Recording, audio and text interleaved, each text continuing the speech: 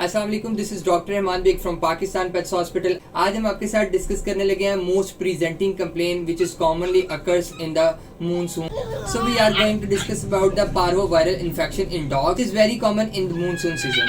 इसके अंदर बहुत ज़्यादा प्री डिस्पोजिंग फैक्टर्स होते हैं जिससे हमें ये पता लगता है कि हमारा जो डॉग है ये पार्वोवायरल इन्फेक्शन की तरफ जा सकता है। तो हमारी अपने सब क्लाइंट से और सब जितने भी डॉग ऑनर्स हैं उनसे रिक्वेस्ट है कि आप कभी भी डॉग की डाइट ना चेंज करें। अगर आप डॉग बाय करना चाहते हैं तो जून, जुलाई, अगस्त, पाकिस्तान में ये महीना मानसून का सीज़न का महीना होता है। इसके अंदर मैक्सिमम प्रॉन होते हैं डॉग्स पार्वोवायरल इन्फेक्शंस के। और कैट हमारे पास जो सबसे ज़्यादा कंप्लेन आती है इस सीजन के अंदर वो फिलाइन पैनल्यूकोपिनिया है।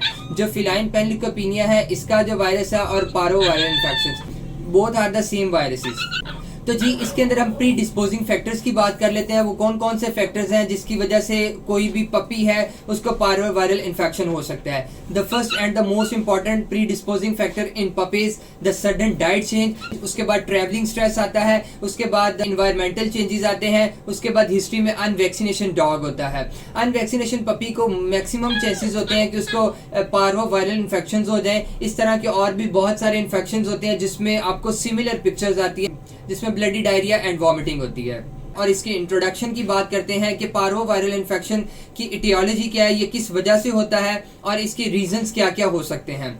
अब पार्वोवायरल इन्फेक्शन चूंकि जैसे इसके नाम से पता लग रहा है ये एक वायरल इन्फेक्शन है। वायरस जैसी बॉडी के अंदर एंटर होता है तो सबसे ज्यादा ये लिम्फॉइड ऑर्गन को अफेक्ट करता है। इसी तरह ये जीआईटी के अंदर पहुंच जाता है। बॉडी के जितने भी मल्टीप्लाइंग सेल्स हैं उसके अंदर जाके ये अपनी रेप्लिकेशन करता है और उन सेल्स की डिस्ट्रक्शन स्टार्ट करता है। अगर हम इसकी स्पेसिफिकली इंटेस्टाइन की बात करें, हम देखते हैं कि कैसे ब्लडी डायरिया आता है और कैसे आप वॉमिटिंग देखते हैं। ये वायरस सबसे पहले इंटेस्टाइन में आता है और इंटेस्टाइन के इंटेरोसाइट के अंदर आके ग्रो करना स्टार्ट कर जाता है। जब उसके अंदर ग्रो करता है तो इंटेरोसाइट्स की ये लाइसिस करा देता है, उसकी ब्रेक डाउन कराता है। तो जितने भी इंटेस्टिनल विलाए हैं वो आगे से डिग्रेडेशन स्टार्ट हो जाती है, डीजनरेशन स्टार्ट हो जाती है। स्मॉल क्वांटिटी में ब्लीडिंग होती है और ब्लैकिश कलर हमें पूप में नजर आता है। इसी तरह लेटर ऑन देखते हैं कि जब इन्फेक्शन और सीवियर हो जाता है तो हमें जो कंप्लेन है उसमें इंटेस्टिनल क्रिप्स पूरा जो इंटेस्टिनल स्टाइन के अंदर कुछ रिजेस होती हैं जो कि इसका सरफेस एरिया बढ़ाते हैं, वो सारी रिजेस के डिस्ट्रक्शन करवा देता है जिसकी वजह से मैक्सिमम ब्लडी वॉमिटिंग और डायरिया की सिचुएशन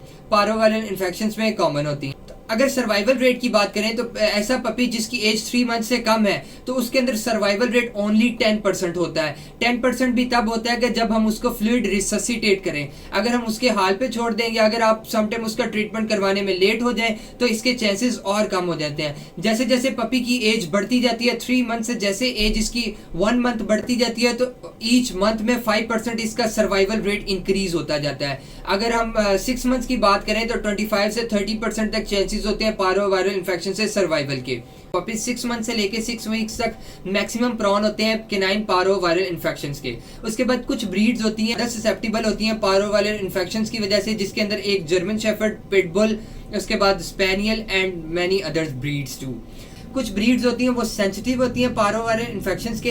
हमारा जो मेन पर्पस होना चाहिए वो फ्लूइड को रिससिटेट करना चाहिए। पार्वोवायरल इन्फेक्शंस के अंदर जो डेथ की जो रीजन बनती है वो डिहाइड्रेशन होती है। So we have to resuscitate the hydration level of that puppy.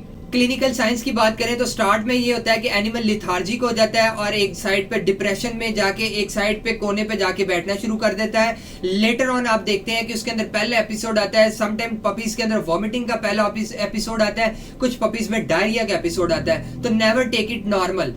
आपको जब भी कभी भी देखें कि पपीज के अंदर वॉमिटिंग या डायरिया आता है तो ये किसी भी इंफेक्शन का स्टार्ट हो सकता है। तो नियरेस्ट वेट से जरूर कांटेक्ट करें। इसके बाद स्टार्ट में सबसे पहले लिथार्जिक और डिप्रेशन आता है, उसमें फिर वॉमिटिंग, फिर उसके बाद डायरिया हो जाता है। डायरिया का कलर चेंज होना शुरू हो जाता है। जैसे हमने टियोलॉजी में बात की है कि इसके इंटेस्टिनल विलाए होते हैं, उसके अंदर ये वायरस ग्रो करता है। वायरस जब ग्रो करता है तो अंदर से डिस्ट्रक्शन स्टार्ट कर देता है जिसकी वजह से ब्लड आता है पूप के जरिए। अब ये जो डिस्ट्रक्शन है ये आहिस्ता आहिस्ता सबसे पहले इसका जो डायरिया होता है वो ब्राउन कलर का होता है, उसके बाद लेटर ऑन ये ब्लैक कलर का कन्वर्ट हो जाता है, फिर फ्रेश ब्लड आना शुरू हो जाता है। फ्रेश ब्लड के बाद दोबारा एक स्टेज आती है जिसमें इसमें डार्कर कलर का ब्लड आना शुरू हो जाता है, उसके बाद ये आहिस्ता आहिस्ता सर्वाइवल की तरफ आता है। तो 7 से 10 डेज तक हम इसकी कंप्लीट फास्टिंग करवाते हैं और जो भी इसकी न्यूट्रिशनल वैल्यूज होती हैं वो सारी हम फ्लूइड के जरिए इसको रिससिटेट करवाते हैं। आफ्टर फ्यू डेज जब पपी 5 डेज तक सर्वाइव कर जाता है तो मैक्सिमम चांसेस होते हैं सर्वाइवल के।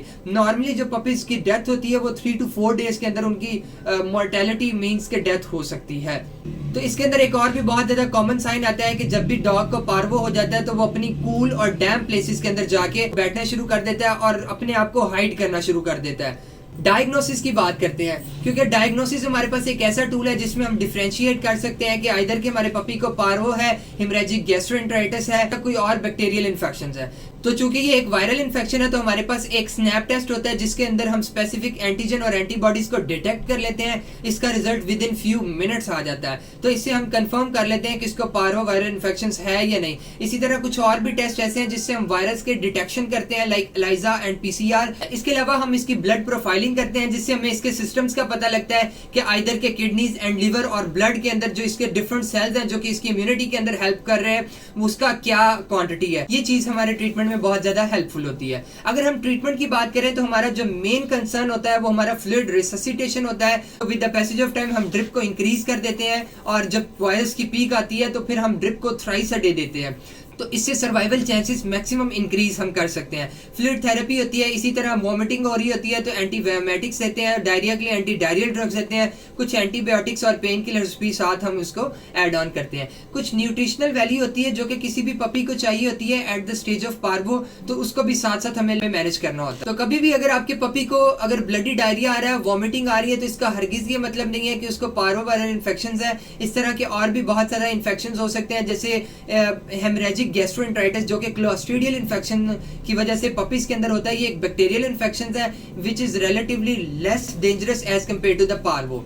और अगर पार्वो की बात करें तो पार्वो के अंदर डेथ रेट बहुत ज्यादा होता है, तो never compromise on the fluid because the solution of pollution is dilution. तो हम उसको वायरस को डाइल्यूट करते हैं फ्लूइड थेरेपी के साथ ताकि वो ज्यादा से ज्यादा बॉडी से बाहर जाए और इसी तरह पपी सर्वाइव करें। ये हमारे पास एक पपी है जिसका नाम पेपर है। तो आज इसका 5th डे है जिसके अंदर हमने इसको फ्लूइड थेरेपी दे रहे हैं, तो hope for the good recovery. तो जब भी आप देखेंगे आपके डॉग को वॉमिटिंग या डायरिया हो रहा है तो आप अपने वेट से जरूर कांटेक्ट करें और फ्लूइड पे कभी भी कॉम्प्रोमाइज ना करें। Thank you so much, Pakistan pets hospital.